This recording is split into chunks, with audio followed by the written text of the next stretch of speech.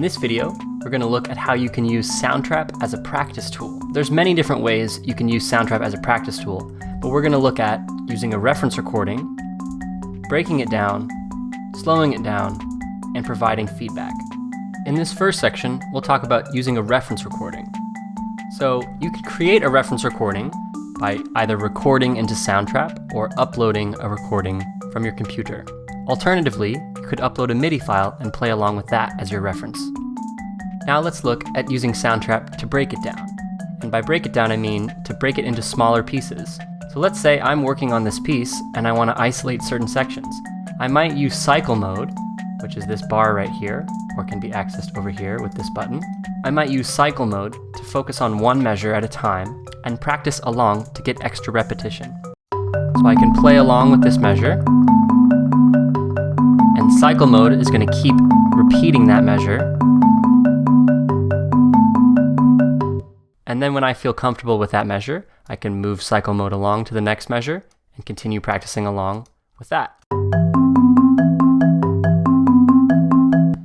I might also expand it after I've gone through measure by measure, and then I might take 2 measures at a time.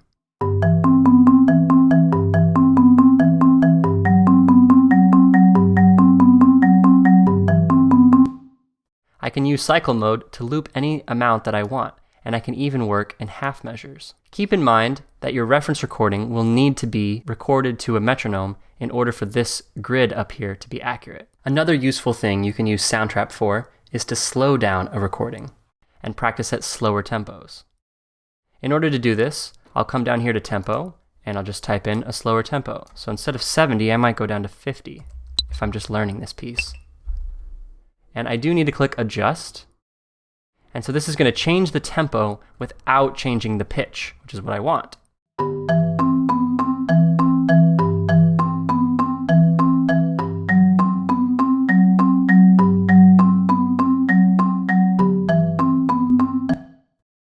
It can also be useful to record feedback at a certain section in your project.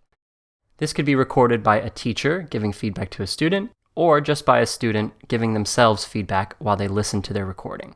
In order to do this, I would add a new track, click voice and microphones, and then I would solo this track to give feedback. And I might say something like this. Make sure to not let mallet 2 playing that F sharp become too loud compared to the other notes. Then I can mute this track and label it as feedback